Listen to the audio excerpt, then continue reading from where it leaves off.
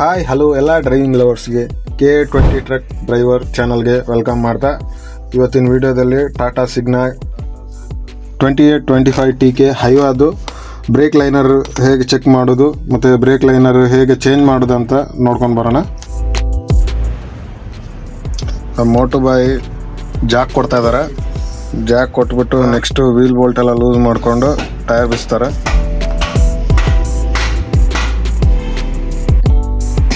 ನೋಡ್ತಾ ಇರ್ಬೋದು wheel nut ಎಲ್ಲ ಲೂಸ್ ಮಾಡ್ತಾ ಇದ್ದಾರೆ.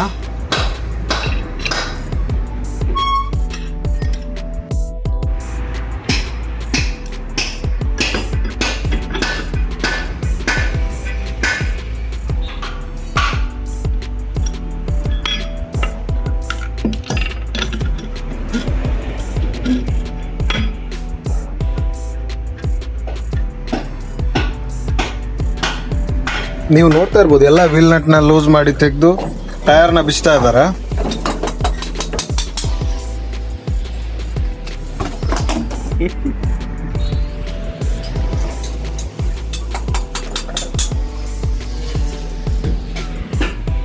ಮೊದಲಿಗೆ ಬ್ರೇಕ್ ಲೈನರ್ನೆಲ್ಲ ಲೂಸ್ ಮಾಡ್ಕೊಳ್ಬೇಕು. ಬ್ರೇಕ್ ಲೈನರ್ನ ಲೂಸ್ ಮಾಡಿಕೊಂಡ್ರೆ ಈ ಡ್ರಮ್ ಏನಿದೆ ಇದು ಈಸಿಯಾಗಿ ಆಚೆ ಬರುತ್ತೆ. ಒಂದೊಂದು ಸಾರಿ ಡ್ರಮ್ಗಳು ಜಾಮ್ ಆಗಿಬಿಟ್ಟು ಆಚೆ ತೆಗಿಯೋಕೆ ತುಂಬ ಕಷ್ಟ ಆಗುತ್ತೆ.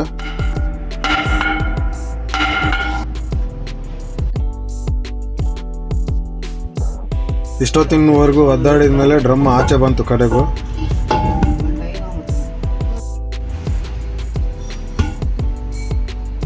ನೀವು ನೋಡ್ತಾ ಇರ್ಬೋದು ಲೈನರ್ ಎಲ್ಲ ಕಂಪ್ಲೀಟ್ ಆಗಿ ಸೌದೋಗಿದೆ. ಅದು ಇದರಲ್ಲಂತೂ ಇನ್ನೇನು ಉಳಿದಿಲ್ಲ, ಇದಕ್ಕೆ ಬೇರೆ ಲೈನರ್ ಹಾಕ್ಬೇಕಷ್ಟೇ. ಇನ್ನು ತೆಗೆದು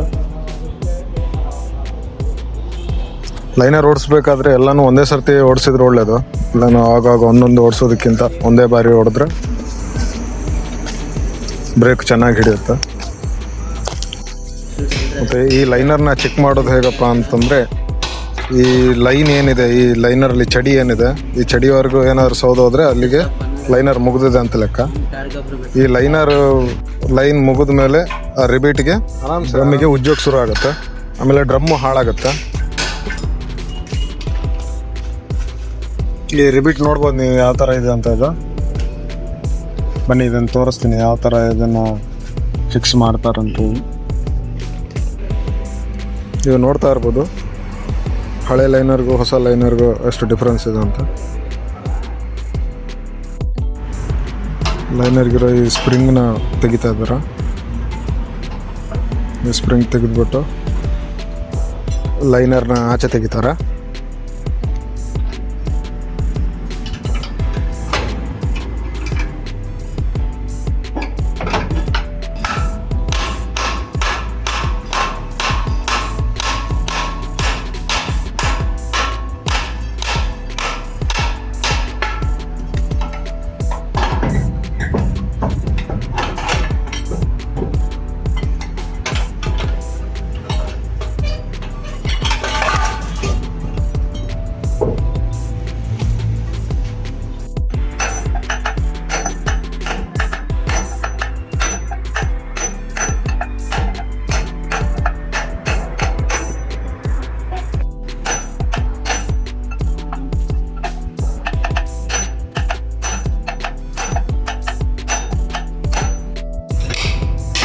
ಇದು ನೀವೇನು ನೋಡ್ತಾ ಇದ್ದೀರಾ, ಇದು ಈ ಬೈಕ್ಗಳಲ್ಲೆಲ್ಲ ಇರುವಂಥದ್ದು. ಇದು ಸೇಮ್ ಅದೇ ರೀತಿ ABS ರಿಂಗ್. ಇದು ಇದರಲ್ಲಿ ಈ ಥರ ಒಳಗೆ ಇರುತ್ತೆ, ಹೊರಗಡೆ ಕಾಣಿಸ್ಕೊಳ್ಳಲ್ಲ ಇದು.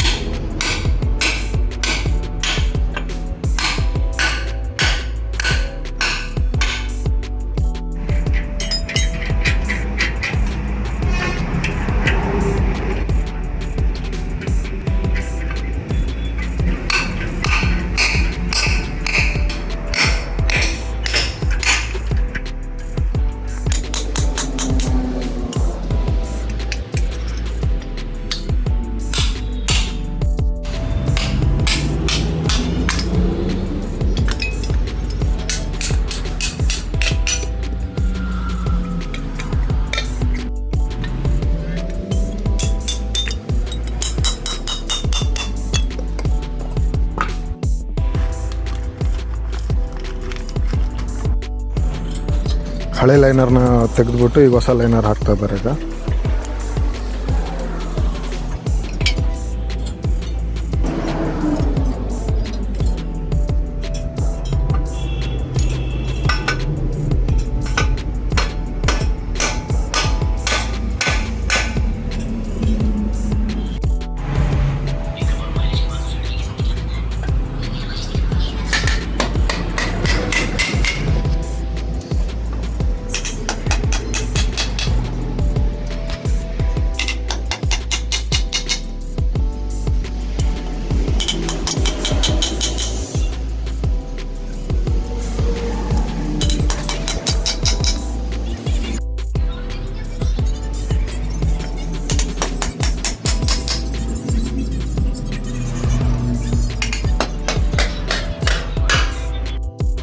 ಹೊಸ ಲೈನರ್ ಹಾಕಿದ ಮೇಲೆ ಈ ರೀತಿ ಕಾಣುತ್ತೆ ಇದು ಬ್ರೇಕ್ ಪ್ಯಾನಲ್.